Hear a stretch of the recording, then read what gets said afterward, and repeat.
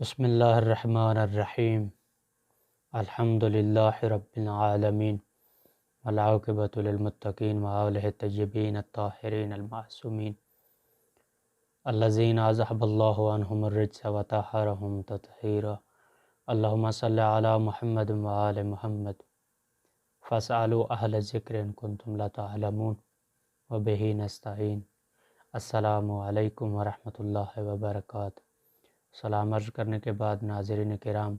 آج ہم آپ کے سامنے قرآن کے اجمالی تعارف اور مکمل خلاصہ قرآن اور چند ایک اہم نکات کے ساتھ قرآن کے 30 پاروں کے اجمالی تعارف کے ساتھ آج ہمارا 12واں پارہ قرآن ہے، جس کے بارے میں ہم چند اہم نکات کی طرف آپ لوگوں کو متوجہ کریں گے اور آپ کے ساتھ اس عبادت میں انشاءاللہ شریک کار ہوں گے۔ تو ہم انشاءاللہ چلتے اپنے 12ویں پارے کے کچھ اہم چند عناوین اور نکات کی طرف۔ تو اس 12ویں پارے میں 2 حصے کیے گئے ہیں، جس طرح ہر پارے میں 2 حصے ہوئے تھے پہلے سے پارے کو چھوڑ کر، تو اس پارے میں بھی 2 حصے تقسیم کیے گئے ہیں۔ پہلے حصے میں سورہ ہود مکمل اس کی ابتدائی 5 آیات جو کہ 11ویں پارے میں ذکر ہو چکی ہیں، جہاں پر وہ آپ ہمارے پہلے والے درس میں ملاحظہ فرما سکتے ہیں، اور بقیہ جو ہے سورہ ہود کا جو مکمل حصہ ہے وہ اسی 12ویں پارے میں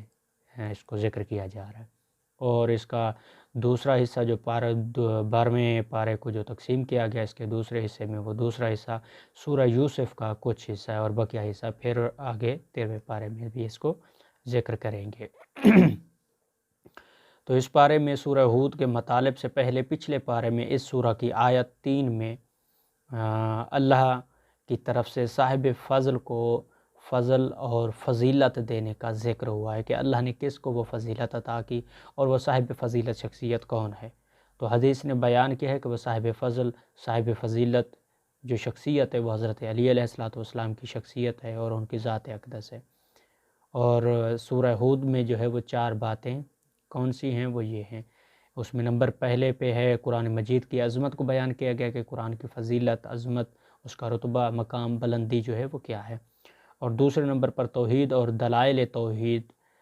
کا ذکر کیا گیا، جس میں توحید کا ہر اعتبار سے مثالوں کے ذریعے بھی، واقعات کے ذریعے بھی اور دلائل کے ساتھ اس کا اثبات کیا گیا ہے۔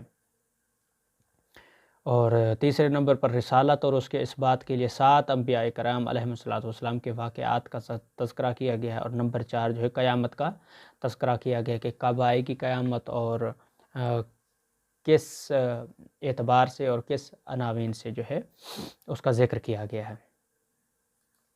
تو یہاں پر ناظرین کرام، قرآن اپنی آیات، معانی اور مضامین کے اعتبار سے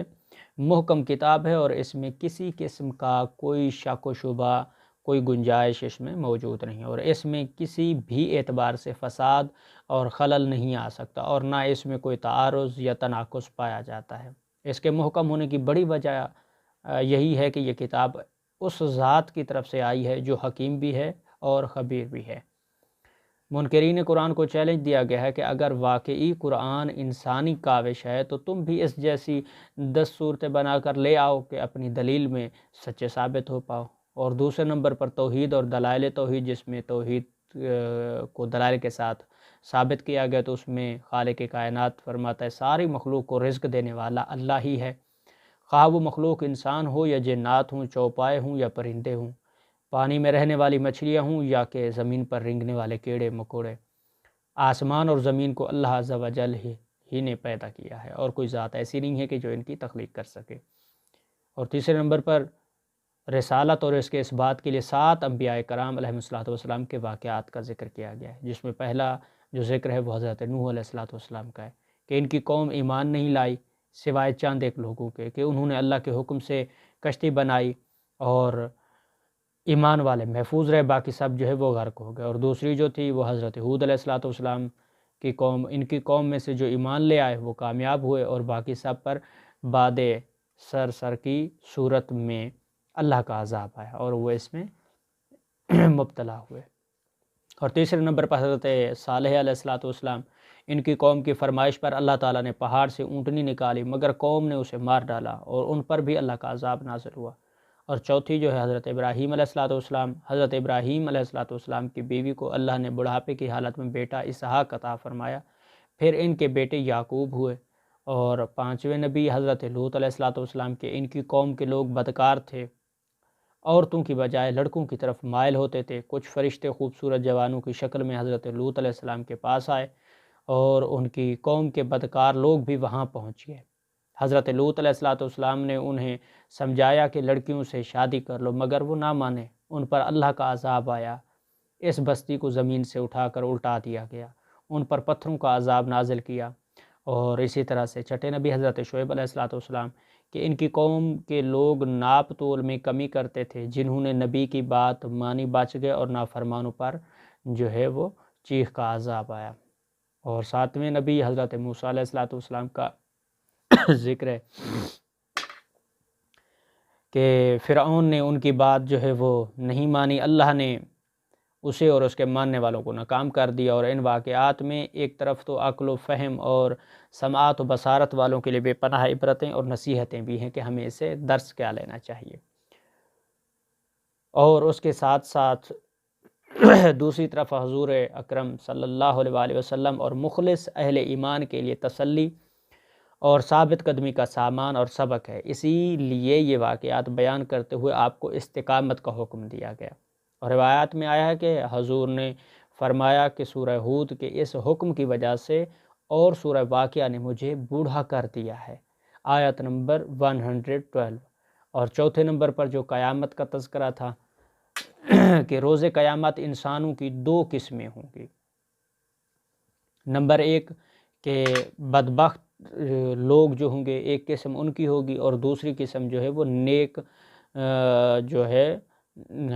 نیک بخت لوگ جو ہوں گے ان کی ہوگی۔ اور بدبختوں کے لیے ہولناک عذاب ہوگا جب تک اللہ چاہیں گے، اور حالات کفر پر مرنے والے ہمیشہ کے لیے جہنم میں رہیں گے، اور نیک بختوں کے لیے اللہ نے بہشت کا اور نعمتوں کا وعدہ کر رکھا ہے کہ اللہ انہیں عطا فرمائے گا۔ تو ناظرین کرام، آج کے ہمارے اس